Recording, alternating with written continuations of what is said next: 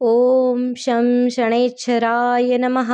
ॐ नीलाञ्जनसमाभासं रविपुत्रं यमाग्रजं छायामार्तण्डसम्भुतं तं नमामि शनैश्चरम्। नमस्कार, मी डॉक्टर स्नेहल निर्मळ सरोदे तुम्हाला शनी शिंगणापूर येथील शनिदेवाबद्दल महत्त्व व इतिहास सांगणार आहे। अतिशय तापट देव म्हणून शनिदेव यांना ओळखले जाते। शनिदेव हे असे आहेत ज्यांना एकदा राग आला की तो लवकर शांत होत नाही। आपल्या भक्तांसाठी नेहमी धावून जाणारे शनिदेव शीघ्रकोपी आहेत। शनिदेव हे सूर्य आणि छाया यांचे पुत्र मानले जातात। आपल्या पुराणांमध्ये त्यांना शनिग्रह म्हणून उल्लेख देखील आहे। एवढेच नाही तर शनिदेवाला न्यायाची देवताही म्हटले जाते। असे मानले जाते की शनिदेव कोणत्याही व्यक्तीला त्याच्या कर्मानुसार फळ देतात, मग ते वाईट असो किंवा चांगले। शनिदेवाची उपासना केल्याने जीवनात सुख, शांती व समृद्धी येते असे म्हणतात। आयुष्यातील दुःख दूर होतात। कपट, मत्सर आणि द्वेषापासून दूर राहणाऱ्या व्यक्तीवर शनिदेव कधीही अन्याय होऊ देत नाही। अशा या भगवान शनी यांची भारतामध्ये अनेक मंदिरे आहेत,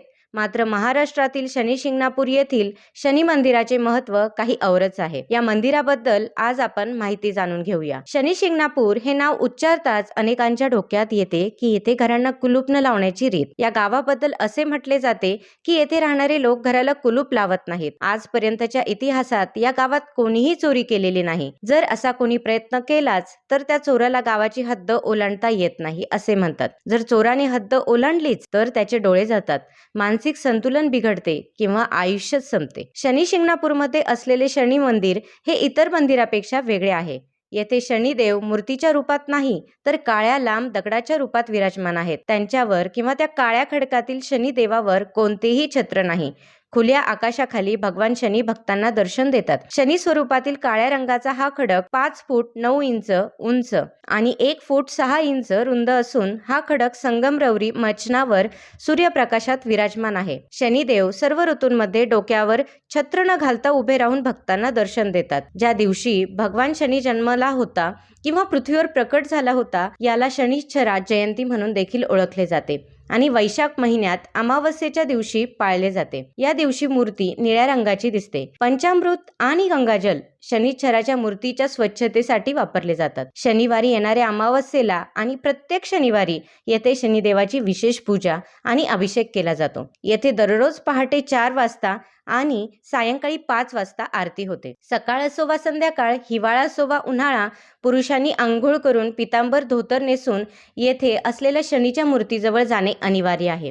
पुरुषांशिवाय शनीच्या मूर्तीला कोणालाही हात लावता येत नाही। येथे आल्याने शनिदेवाच्या त्रासापासून मुक्ती मिळते।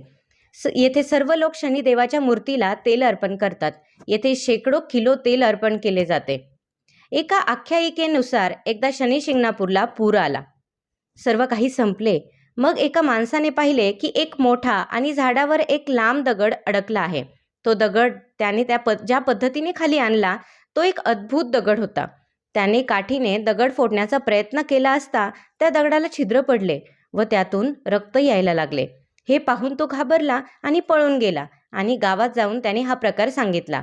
हे ऐकून अनेकांनी त्या दगडाजवळ जाऊन तो उचलण्याचा प्रयत्न केला, पण तो कोणालाही उचलता आला नाही। मग एका रात्री शनिदेव त्याच माणसाच्या स्वप्नात आले आणि म्हणाले की मी त्या दगडाच्या रूपात शनी आहे। मामा भाचा मला एकत्र उचलतील तर मी उठेन। त्या माणसाने हे स्वप्न गावकऱ्यांना सांगितले। मग गावातील एक मामा आणि भाच्याने तो दगड उचलून एका मोठ्या मैदानात सूर्यप्रकाशाखाली स्थापित केला।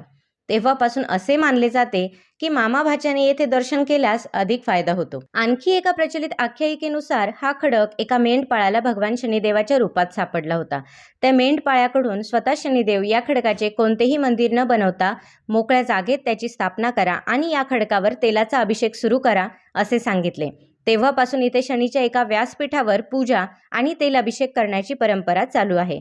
असे म्हटले जाते की जो कोणी शनिदेवाच्या दर्शनासाठी मंदिरात प्रवेश करून दर्शन घेऊन पुन्हा बाहेर येईपर्यंत मागे वळून पाहू नये। असे केल्यास त्याचे येथे येणे व्यर्थ जाते। येथे मंदिरात महिलांना प्रवेश निषिद्ध असल्याने सांगितले जाते।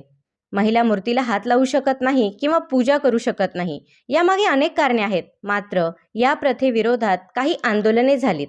आणि आता ही प्रथा बंद करण्यात आली असून महिलांना देखील शनी महाराजांच्या शिळेजवळ जाऊन दर्शन घेता येते. श्री शनी शिंगणापूरची ख्याती एवढी आहे की देश विदेशातून असंख्य भक्त शनी शिंगणापूरमध्ये दर्शनासाठी येतात. अमावस्या शनी जयंतीला होणाऱ्या यात्रेत तर लाखो लोक सहभागी होतात. मी या ठिकाणी अनेक वेळा दर्शन घेतले आहे.